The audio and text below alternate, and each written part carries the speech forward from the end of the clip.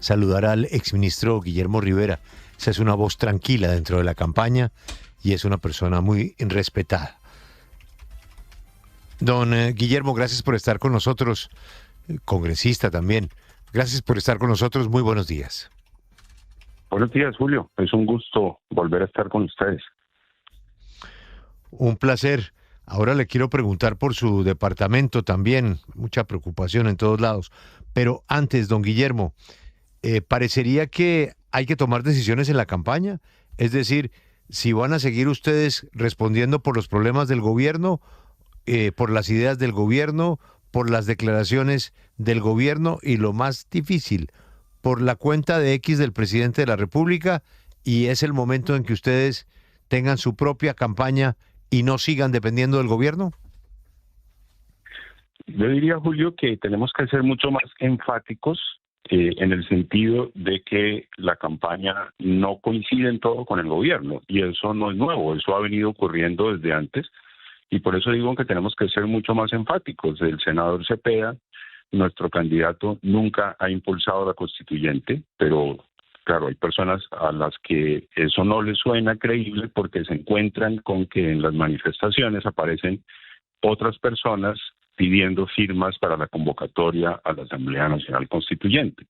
Entonces yo creo que lo que hay que ser es más enfático. Yo creo que en este segundo momento de la campaña hay que marcar distancia claramente con las cosas que distancian a la campaña del gobierno, que son las mismas que ha venido planteando el senador Cepeda de tiempo atrás. Yo recuerdo, Julio, en el año 2024, yo todavía era embajador, seguía solamente las noticias en Colombia, y fue la primera vez que el presidente Petro habló de la Asamblea Nacional Constituyente, y el senador Cepeda regresaba de alguno de los ciclos de diálogos de las mesas de conversaciones con el Ejército de Liberación Nacional, y desde ese entonces él lo dijo: yo hago parte de la coalición de gobierno, pero eso no me impide ser crítico o tomar distancia de algunas ideas, y yo sí prefiero un acuerdo nacional que una Asamblea Nacional Constituyente. Y eso es lo que él ha venido diciendo también durante la campaña. Por eso me parece que lo que tenemos que hacer ahora es ser mucho más enfáticos, de tal manera que se defienda una obra de gobierno, sin duda, pero en aspectos muy puntuales, pues se fije una distancia que es no solamente necesaria para la campaña, sino que realmente creo que es lo que le conviene al país. Pero nunca se les entendió así. Y obviamente, como usted dice, bueno hacer las claridades, pero en primera vuelta nunca se les entendió así. Porque la idea de la constituyente siempre estuvo ahí y nunca hubo un pronunciamiento claro como el que ahora se está pidiendo sobre el tema. ¿No les parece que ese marcar distancia, no sé si está llegando un poco tarde? Bueno, yo creo que hay que subirle el tono, digamos, a esas diferencias. Se planteó desde la primera vuelta. Yo estuve en muchos eventos en que el senador Cepeda habló de la necesidad de defender la Constitución de 1991. Recuerdo claramente el evento de adhesión de Luis Gilberto Murillo. Yo estaba ahí presente, sentado en la primera fila, cuando el senador Cepeda hizo uso de la palabra, expresó claramente que había que defender la Constitución del 91 y reivindicó su idea del acuerdo nacional. Pero eso que dijo en esa reunión creo que había que decirlo muchas más veces, y me parece que hay que elevarle el tono en este segundo momento de la campaña para que quede absolutamente claro que Iván Cepeda nunca ha impulsado y por supuesto no impulsará la convocatoria a una Asamblea Nacional Constituyente. Claro, pero a veces pareciera que esa no es una garantía porque el mismo Gustavo Petro del pasado decía que no iba a ser una constituyente, que no la iba a promover y se terminó convirtiendo en una parte esencial de su discurso en estos últimos meses de gobierno. Esto tiene que ver con una respuesta a un momento en el que necesitan votos y necesitan sumar a personas que no entran al proyecto de Iván Cepeda por temor a la constituyente, o es realmente un compromiso de que si Iván Cepeda gana la presidencia no se va a promover un cambio de constitución. Marcela, déjeme hacer un ejercicio de memoria. El presidente Petro desde el año 2018, desde su primera campaña, esa fue su segunda campaña presidencial porque la primera fue en el año 2010, pero en el año 2018, cuando compitió con Iván Duque, ya venía hablando de una Asamblea Nacional Constituyente. Y ese ha sido un tema, digamos, muy de él, y por supuesto ahora durante el gobierno, tal vez lo mencionó en el año 2024 y con más énfasis ahora al final de su mandato. Pero también ha sido siempre un tema del senador Iván Cepeda la idea del acuerdo nacional. Ellos en eso han tenido unas diferencias muy marcadas. Por eso me parece a mí que lo que el senador Iván Cepeda está planteando es lo mismo que él ha planteado no solamente durante la campaña en primera vuelta, sino de tiempo atrás. De tal manera que lo que yo creo es que tenemos que ser, y él particularmente debe ser mucho más enfático en el sentido de reivindicar lo que siempre ha venido diciendo para que a nadie le quepa duda que en un gobierno suyo no se impulsaría una Asamblea Nacional Constituyente, de tal manera que yo creo que no es solamente un asunto de votos, es un asunto de reiterar algo que ha venido siendo un planteamiento central de él, inclusive cuando no era candidato presidencial, y reitero, pues el tema de la Asamblea Nacional Constituyente siempre ha estado gravitando en la mente del presidente Petro. Quiero leerle una parte de la columna de Vlado, nuestro colega. Escribió: eso sí, gane quien gane, Petro se dedicará a hacer oposición. Cepeda y Petro son muy diferentes y su alianza es un matrimonio por conveniencia. Si triunfa Cepeda, Petro le va a pasar factura, y como Cepeda no se dejará mangonear, el choque será inevitable.